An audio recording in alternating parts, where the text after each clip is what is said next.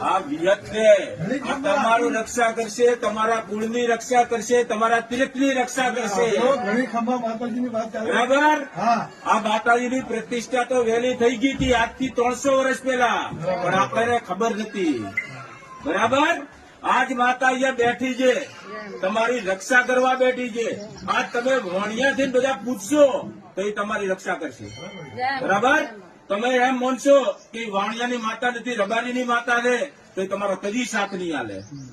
તમે કહેશો મારા ઘરમાં વિઘન છે, તમે કહેશો મારા દુકાનમાં વિઘન છે, તારે 25 ફ્લેટની માળાની બિલ્ડિંગ હશે તો નહીં વેચાય. એ મારી વિહતનું વચન છે.